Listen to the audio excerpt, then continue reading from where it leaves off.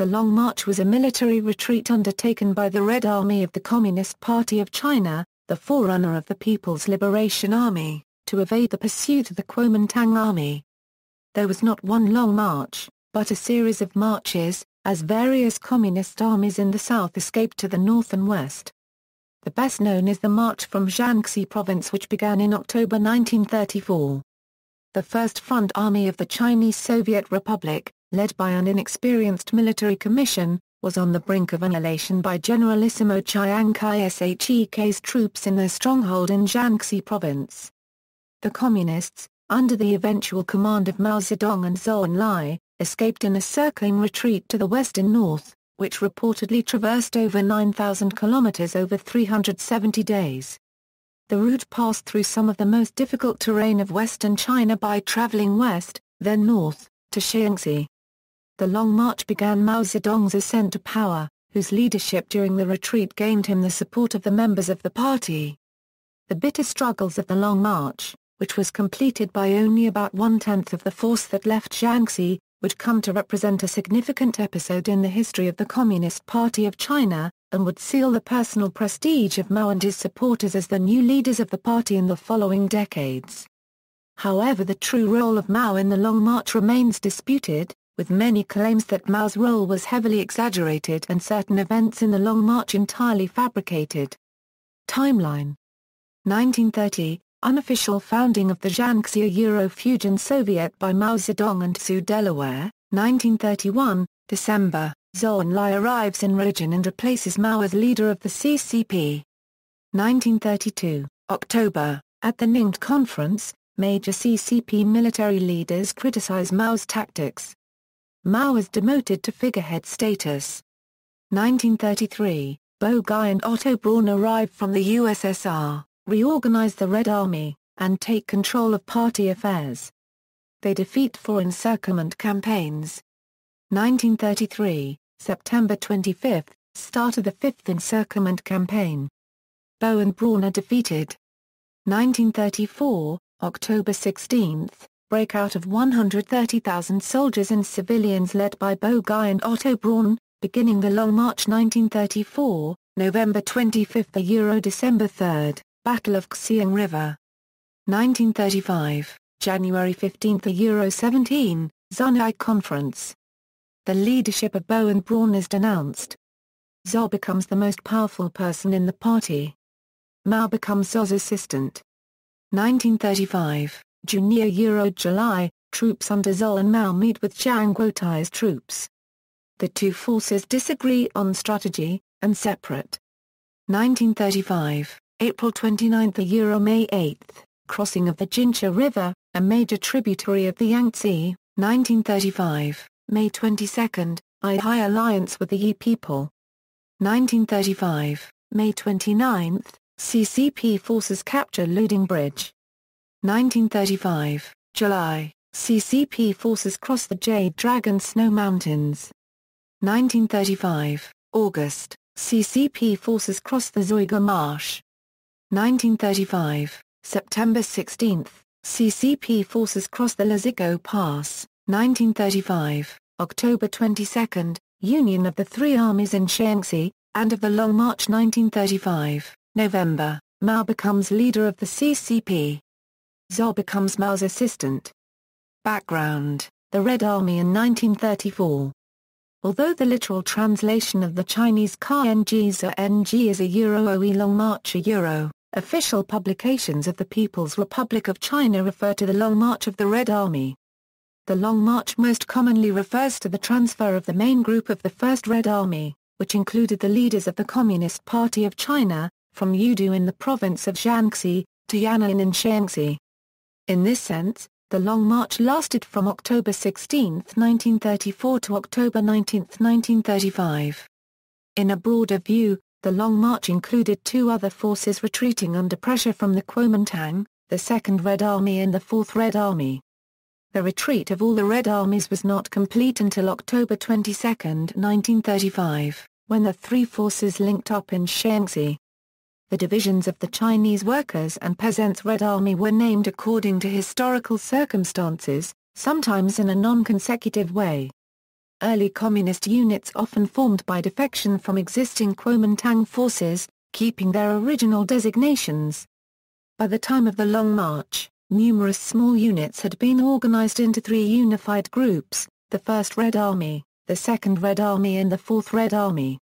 Some translations refer to these same units as the A-OE 1st Front Red Army, A-OE 2nd Front Red Army, A-OE and A-OE 4th Front Red Army to distinguish them from the earlier organizational divisions. The 1st Red Army formed from the 1st, 3rd and 5th Army groups in southern Jiangxi under command of Bo Gai and Otto Braun. When the 4th Red Army under Zhang Guotai was formed in the Sichuan-Shaanxi border area from several smaller units, no standard nomenclature of the armies of the Communist Party existed. Moreover, during the Chinese Civil War, central control of separate communist-controlled enclaves within China was limited. After the organization of these first two main forces, the 2nd Red Army formed in eastern Guizhou by unifying the 2nd and 6th Army groups under Heilong and Xiaokai. An A-OE 3rd Red Army was led by Heilong, who established his base area in the Hunan-Hubei border.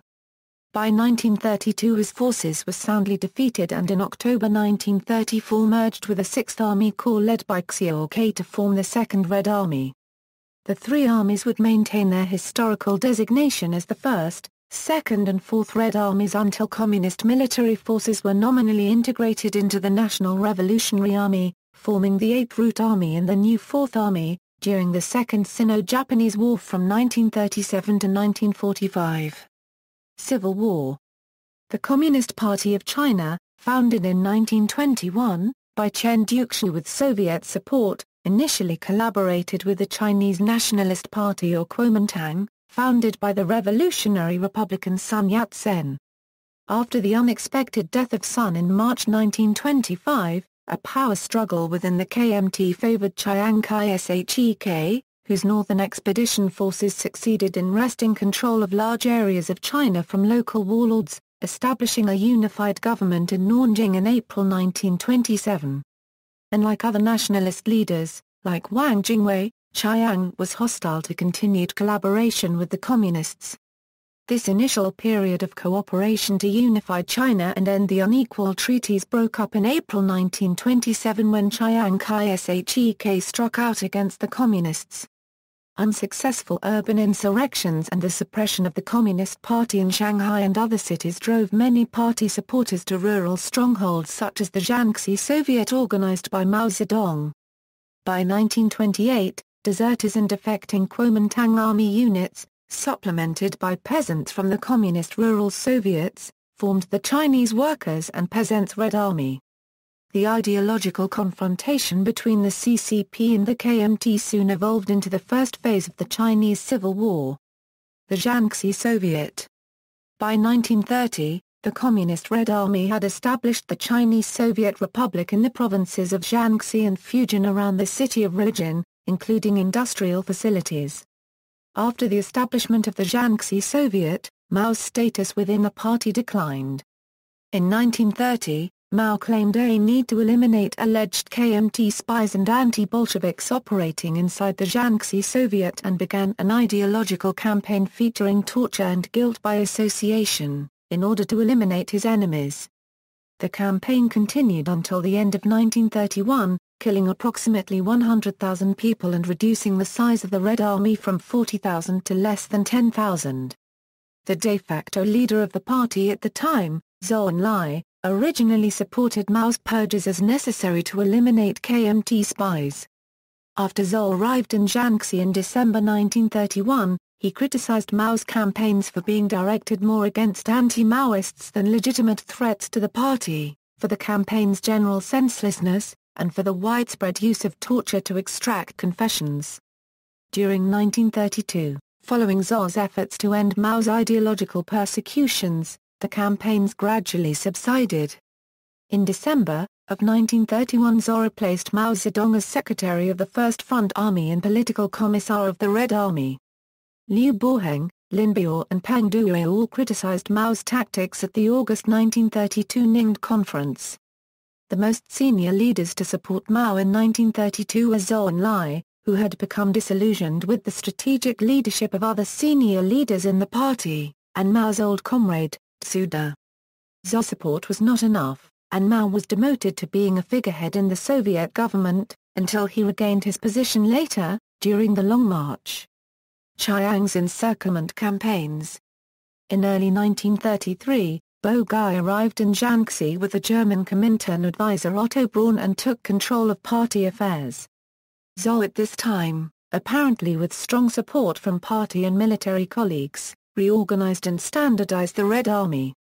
Under Zhou, Bo, and Braun, the Red Army defeated 4 attacks by Chiang Kai-shek's nationalist troops. Chiang's 5th campaign was much more difficult to contain. In September 1933, the National Revolutionary Army under Chiang Kai-shek eventually completely encircled Jiangxi, with the advice and tactical assistance of his German advisor, Hans von Seeckt. A fortified perimeter was established by Chiang's forces, and Jiangxi was besieged in an attempt to destroy the communist forces trapped within. In July 1934, the leaders of the party, dominated by the 28 Bolsheviks, a militant group formed in Moscow by Wang Ming and Bogai, forced Mao from the Politburo of the Communist Party in region and placed him briefly under house arrest. Mao was replaced by Zhou Enlai as leader of the military commission. Chiang's strategy of slowly constructing a series of interlinking blockhouses was successful, and Chiang's army was able to capture several major communist strongholds within months.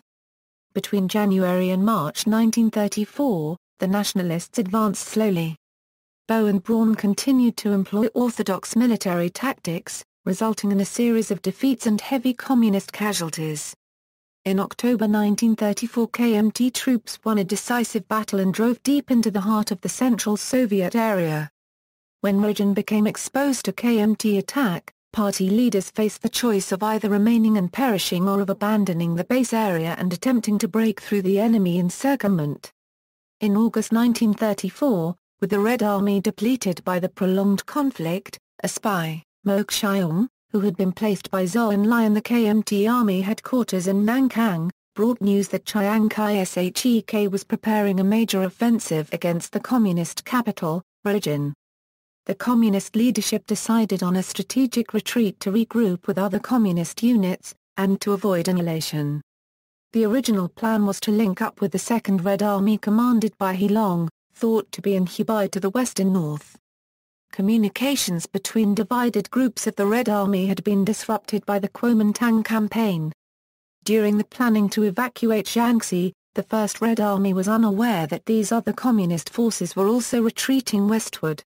The Long March, escape from Shaanxi, since the central base area could not be held, the Standing Committee appointed Bo, Braun, and Zhou to organize the evacuation. Since the enemy was close, Zhou, in charge of logistics, made his plans in complete secrecy. It was not disclosed who was to leave or when, even senior leaders were only at the last moments told of the army's movements. It is not known what criteria were used to determine who would stay and who would go, but 16,000 troops and some of the Communists' most notable commanders at the time were left to form a rear guard, to divert the main force of nationalist troops from noticing, and preventing, the general withdrawal. The first movements to screen the retreat were undertaken by forces led by Fang Ximin, breaking through Kuomintang lines in June 1934.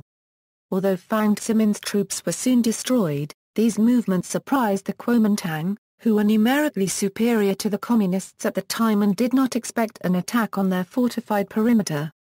The early troop movements were actually a diversion to allow the retreat of more important leaders from Shaanxi.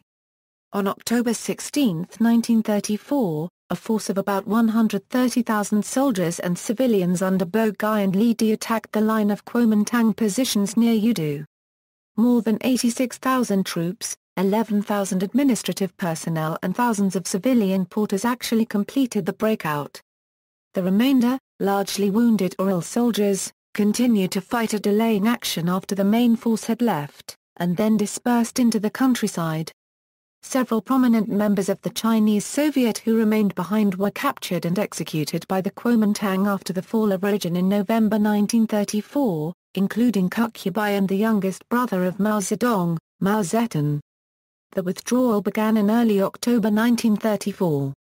Zhou's intelligence agents were successful in identifying a large section of Chiang's blockhouse lines that were manned by troops under General Chen Jiatang, a Guangdong warlord who Zhou identified as being likely to prefer preserving the strength of his troops over fighting.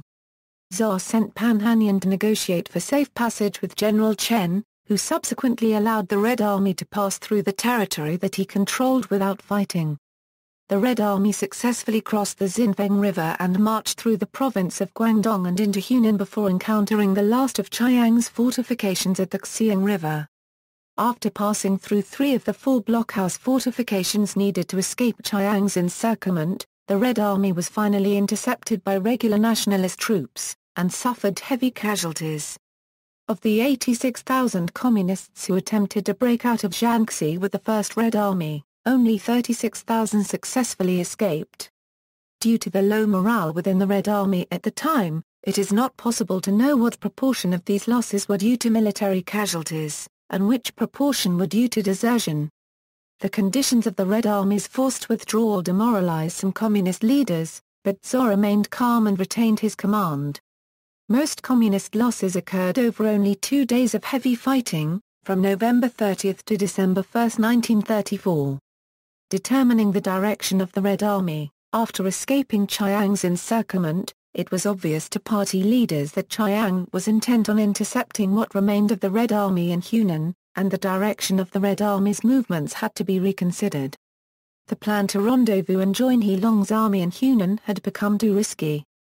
Mao suggested to Zhou that the Red Army change direction, towards Guizhou, where Mao expected enemy defenses to be weak. A meeting at Tunde, close to the border of Hunan and Guizhou, was convened to discuss the direction of the Red Army on December 12, 1934. Zhou endorsed Mao's proposal, encouraging other leaders to overrule the objections of Bo and Braun. Another dispute of the direction of the Red Army occurred soon after, once the Red Army reached Liping, in the mountains of southeast Guizhou. Braun believed that they should travel to eastern Guizhou, but Mao wanted to go to western Guizhou, where he expected KMT forces to be lighter and which borders Sichuan, and to establish a base area there. In a meeting to decide the army's direction, Zhou sided with Mao, making Braun fly into a rage because he was overruled in the debate. At the meeting it was decided that the Red Army would travel towards Enlai, in western Guizhou. On January 1, 1935, the Red Army reached the Wu River. Bo and Braun again insisted the Red Army move back to western Hunan to join other communist troops in the area, but their prestige had considerably declined by that point, and their suggestion was rejected. Even Zhou had become impatient, and proposed a new rule which was put into effect immediately, that all military plans had to be submitted to the Politburo for approval. The movement passed, clearly depriving Braun of the right to direct military affairs. On January 15 the Red Army captured Enlai, the second largest city in Guizhou. As Mao had predicted, the city was weakly defended, and was too far from nationalist forces to be under immediate threat of attack. By the time the Red Army occupied Enlai, it was highly depleted, and counted little more than 10,000 men. Zhou used the peace afforded in Enlai to call an enlarged Politburo meeting, in order to examine the causes of the Communists' repeated defeats. The Enlai Conference. The Communists' Enlai Conference lasted from January 15 to 17, 1935, and resulted in a reshuffling of the party Politburo. Zhou intended the conference to draw lessons from the Red Army's past failures, and to develop strategies for the future. Much of the discussion revolved around whether the defeats of the Red Army were due to unavoidable circumstances, or inadequacies of leadership. Bo Gai, the first speaker, attributed the Red Army's losses to objective causes, particularly the enemy's overwhelming numerical superiority, and poor coordination of communist forces. Braun's interpreter, Wu Xiaokan, later recalled that Bo's arguments did not impress his audience, and that Bo came across as someone attempting to avoid responsibility. Zhou Enlai was the next to speak. Zhou blamed the Red Army's failures on poor decisions at the leadership level, and blamed himself as one of the 3 people most responsible. Zhou's willingness to accept responsibility was well received. Jiang Wenchen, basing many of his conclusions on recent discussions with Mao, attacked Bo and Braun directly, criticizing them for numerous strategic and tactical errors. After Jiang, Mao gave a speech in which he analyzed the poor tactics and strategies of the two leaders. With Zhou's explicit backing, Mao won over the meeting. 17 of the meeting's 20 participants argued in his favor. Of the three leaders who had controlled the party before the Enlai conference, only Zhou Enlai's political career survived. Zhou was held partially responsible for the Red Army's defeat, but was retained at the top level of party leadership because of his differences with Bo and Braun at Ningde, his successful tactics in defeating Chiang's fourth encirclement campaign, and his resolute support of Mao. Although the failed leadership of Bo Gai and Leader was denounced, Mao was not able to win the support of a sufficient number of party leaders to gain outright power at the conference. A major shift in the party's leadership occurred 2 months later, in March 1935. Mao was passed over for the position of General Secretary by Jiang Wenchen, but gained enough influence to be elected one of 3 members of Military Affairs Commission. The other 2 members were Zhou Enlai, who retained his position as director of the commission, and Wang Jiaxang, whose support Mao had enlisted earlier. Within this group, Zhou was empowered to make the final decisions on military matters, while Mao was Zhou's assistant. Wang was in charge of party affairs. Escaping Chiang's pursuit. When the army resumed its march northward, the direct route to Sichuan was blocked by Chiang's forces. Mao's forces spent the next several months maneuvering to avoid direct confrontation with hostile forces, but still attempting to move north to join Zhang Guotai's Fourth Red Army. During this period, in February 1935, Mao's wife, He Zizhen, gave birth to a daughter. Given the harsh conditions of the retreat, the infant was left with a local family. The communist forces were harassed by both the Kuomintang and its local warlord allies. To avoid a fatal confrontation with the enemy, Zhou and Mao maneuvered the Red Army south and west, through Guizhou, Sichuan, and Yunnan, feigning attacks on Guiyang and Kunming to disguise their movements. The First Red Army crossed the Yangtze on May 9, 1935, finally escaping determined enemy pursuit, but still had to deal with dangerous mountain passes at heights of up to 4,000 meters, rough climatic conditions, shortages of food, clothing, and equipment, and tribes of local ethnic groups hostile to Chinese encroachment. The Red Army had to cross mountains and rivers, often capturing river crossings heavily defended by hostile warlords and nationalist troops, the most famous of which was Luding Bridge. Conflict with ethnic warlords often refused to help out the Kuomintang against the Communist Red Army, preferring to save their own forces. 300 Camper bandits were enlisted into the Kuomintang's Consolatory Commission military in Sichuan, where they were part of the effort of the central government of China to penetrate it and destabilize the local Han warlords such as Liu Enlai. The Chinese government sought to exercise full control over frontier areas against the warlords. Liu had refused to do battle against the Red Army, to save his own military from destruction. The Consolatory Commission forces were used to battle the Communist Red Army, but were defeated when their religious leader was captured by Communist forces. Communist forces on the Long March clashed against Khan rebels in the 1934 Kamba Rebellion, who were fleeing from Tibetan government forces. The Fourth Red Army, in July 1935, the troops under Mao united with the Fourth Red Army, led by Zhang Guotai, which had retreated west from Henan. Zhang had taken a different route of evacuation, and arrived at Liangako with 84,000 troops in relatively good condition. The fact that he had control of superior forces gave him the power to challenge the authority of Zhou and Mao, whose power was based largely on the party's support. Zhang demanded that one of his own generals, Chen Chang'ao, take over Zhou's position as political commissar of the entire Red Army, and suggested that Zhang himself replaced Su Di on the military commission. Zhang argued that such a reorganization would create a more equal army organization.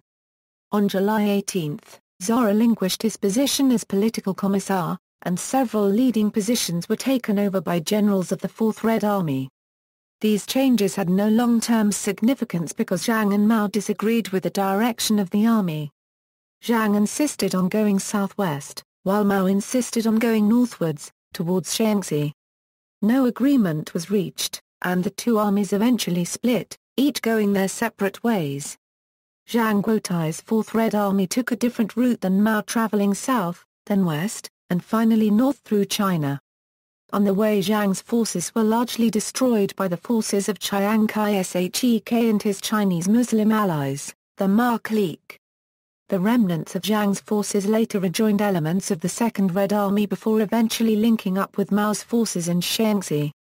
The Second Red Army. The Second Red Army began its own withdrawal west from Hubei in November 1935, led by He Long, who commanded the KMT 20th Army in 1923 before joining the Communist Party of China.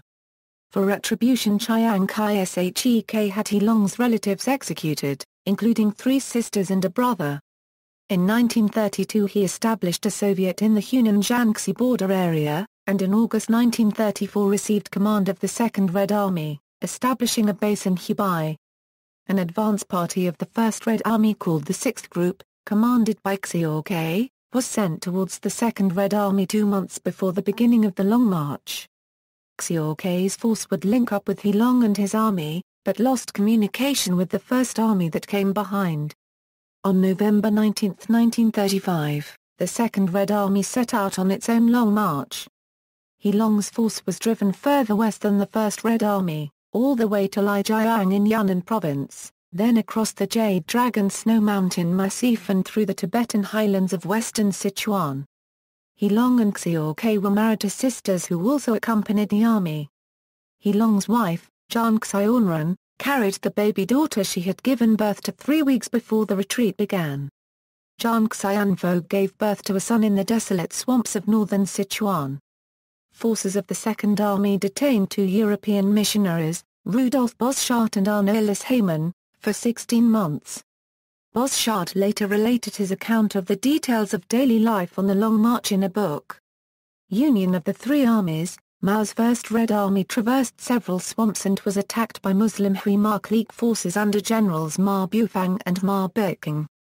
Finally, in October 1935, Mao's army reached Shaanxi province and joined with local communist forces there, led by Li Zedong, Gao Gang, and Zhou Zedong, who had already established a Soviet base in northern Shaanxi. The remnants of Jiang's Fourth Red Army eventually rejoined Mao in Shaanxi, but with his army destroyed, Jiang, even as a founding member of the CPC, was never able to challenge Mao's authority. After an expedition of almost a year, the Second Red Army reached Beiyang on October 22, 1935, known in China as the Union of the 3 Armies Euro, and the end of the Long March. All along the way, the Communist Army confiscated property and weapons from local warlords and landlords, while recruiting peasants and the poor. Nevertheless, only some 8,000 troops under Mao's command, the First Front Army, ultimately made it to the final destination of Yan'an in 1935. Of these, less than 7,000 were among the original 100,000 soldiers who had started the march. A variety of factors contributed to the losses, including fatigue, hunger and cold, sickness, desertion, and military casualties. During the retreat, membership in the party fell from 300,000 to around 40,000. In November 1935, shortly after settling in northern Shaanxi, Mao officially took over Zhou Enlai's leading position in the Red Army. Following a major reshuffling of official roles, Mao became the chairman of the military commission, with Zhou and Deng Xiaoping as vice-chairman. This marked Mao's position as the preeminent leader of the party, with Zhou in a position second to Mao. Both Mao and Zhou would retain their positions until their deaths, in 1976. Aftermath. While costly, the Long March gave the Communist Party of China the isolation it needed, allowing its army to recuperate and rebuild in the north of China. It also was vital in helping the CCP to gain a positive reputation among the peasants due to the determination and dedication of the surviving participants of the Long March. Mao wrote in 1935, "The Long March is a manifesto. It has proclaimed to the world that the Red Army is an army of heroes, While the imperialists and their running dogs, Chiang Kai-shek and his like, are impotent. It has proclaimed their utter failure to encircle, pursue, obstruct and intercept us. The Long March is also a propaganda force. It has announced to some 200 million people in 11 provinces that the road of the Red Army is their only road to liberation. In addition, policies ordered by Mao for all soldiers to follow, the 8 points of attention, instructed the army to avoid harm to or disrespect for the peasants, in spite of the desperate need for food and supplies.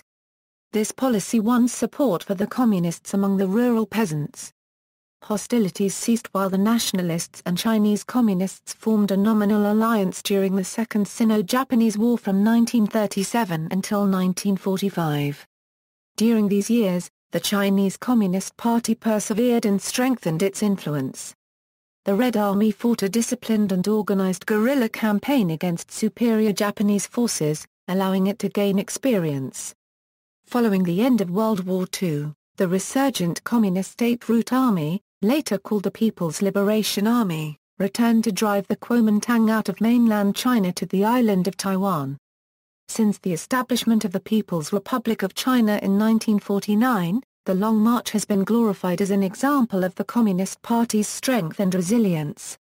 The Long March solidified Mao's status as the undisputed leader of the CPC. Other participants in the march also went on to become prominent party leaders, including Zhou De, Lin Biao, Liu Shaoqi, Dong Baiwu, Yi Jianying, Li Xianyan, Yang Shankun, Zhou Enlai and Deng Xiaoping.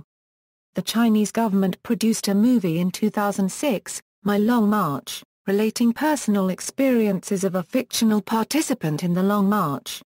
Myths. The Long March is surrounded by controversial and conflicting accounts of what actually occurred. The myths of the march are difficult to uncover because the Chinese government has prevented independent historians from exploring the topic. The few that were able to perform research into the myths of the march have only done so recently and struggle with the fact that many years have gone by since the march took place, hence many of the survivors are no longer alive or able to accurately recall events. Length. In 2003, controversy arose about the distance covered by Mao's First Front Army in the Long March. A figure of 25,000 li was Mao's estimate, quoted by his biographer Edgar Snow in Red Star Over China, published not long after the end of the Long March in 1938.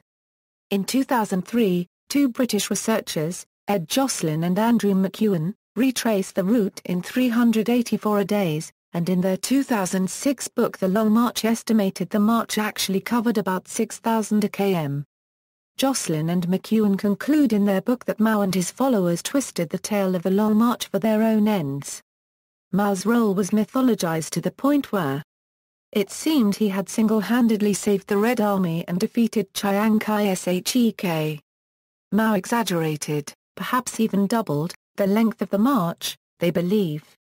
Their report has been disputed by the Chinese media, citing the 25,000 li of the Red Army's Long March are a historic fact and not open to doubt. However, even at the time that Edgar Snow's account was written, there were estimates that the distance traveled was closer to 18,000 li. Lujing Bridge. The Battle for Lujing Bridge has been portrayed as a glorious and heroic moment in Chinese communist history, analogous to the U.S. Battle of the Alamo. The official account of the battle depicts exhausted and depleted communist forces in a desperate situation, where they must fight across a bridge that is guarded by the numerically superior forces of Chiang Kai-shek and his warlord allies. The Communists send a small volunteer force that braves a hail of gunfire to climb across the bridge on underlying chains and assault the enemy positions on the other side, hence securing the bridgehead for the rest of the army to cross. However, there is evidence that differs from the official account of the battle. This suggests that much of the fighting was dramatized, by communist leaders, for propaganda purposes. Authors Andrew McEwen and Ed Jocelyn, who retrace the route of the Long March, interviewing survivors along the way, said that a woman in her early 80s recalled that local people led the way across the bridge and were all shot and killed. Author Sun Huiyan quotes a witness who said that there was a small enemy force on the other side armed with guns that could only fire a few meters. They panicked and fled. Used as propaganda, Sun Xuan, the Long March has been depicted as a pillar of the Chinese Communist Revolution and has been a constant theme of communist propaganda since its completion, in 1935. It has been used as an example to depict the nationalistic fighting spirit of the Chinese people and the rallying call to communism. As a propaganda theme, many facts about the Long March have been altered from historical truth. For example, the battle at Xiang River which the official history of the Long March identifies as the longest and most heroic battle of the entire campaign, was in fact a major defeat for the Communists, with casualties and desertions reducing the First Army from 86,000 to 30,000 people. October 2006 marked the 70th anniversary of the end of the Long March. Dozens of newly released, government-approved books were proudly displayed in bookstores, with the intention of showing the heroic actions and drama of the Long March. Meanwhile, Chinese television presented a feast of Long March-themed entertainment, including a 20-part drama series, documentaries, and even a song and dance extravaganza. Western scholars, when examining the Long March, choose to focus on aspects of the Long March rarely portrayed by Chinese propaganda. Omitted aspects of the Long March include instances of the Red Army desperately recruiting local people through kidnapping and blackmail. Sun Xuan, while researching a book on the Long March, interviewed one man who said he was barely into his teens when he was forced to join the Red Army. This veteran only joined the Red Army because his father was arrested by the Communists and would not be released until the man agreed to join the army. The man later thought of deserting, but stayed on because he feared being caught and executed.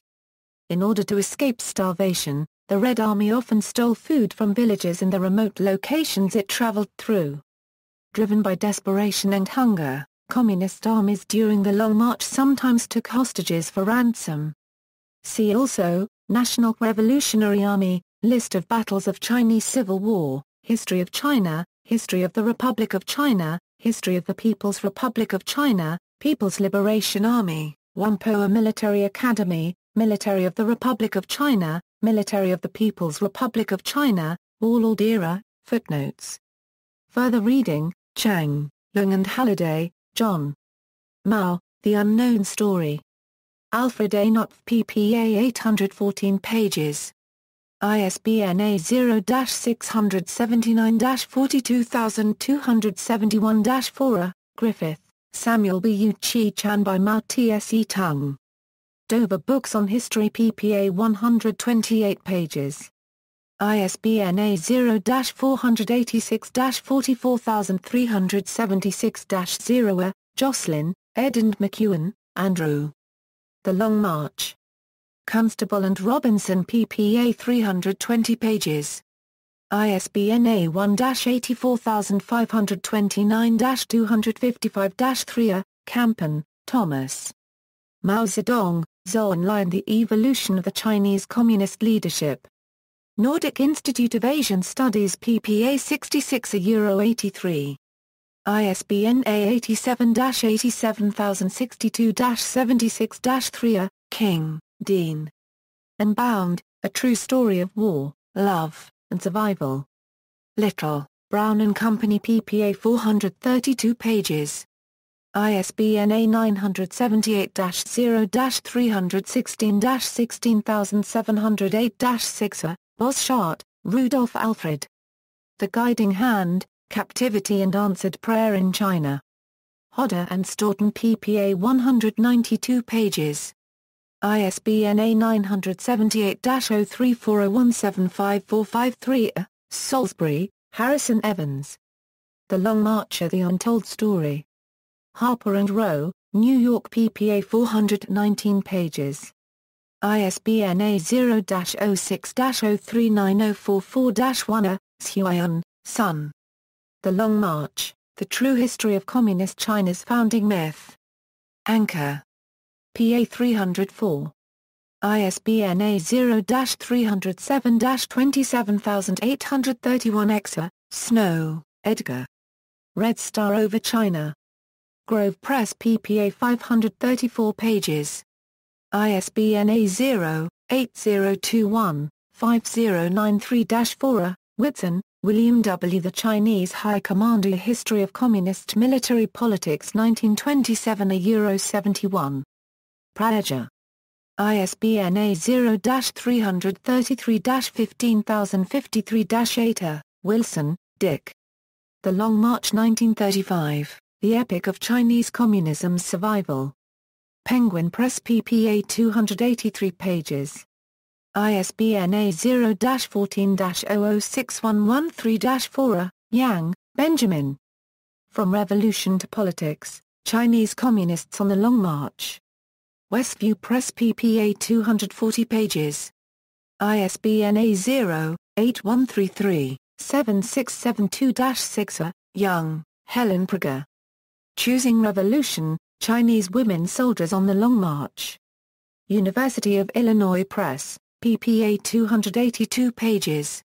ISBN 978-0-252-07456-1. External links. General information, key events of the Long March. A account of the Long March by the China Daily, retracing Mao's Long March. A report on the modern expeditions by Jocelyn and McEwen along the Long March routes, the myth of the turning point towards a new understanding of the Long March. Article from Buchuma Jarbuch Sarostasi and Faschung, illustrations, maps and posters, map of primary route. Locations of the First Front Army route.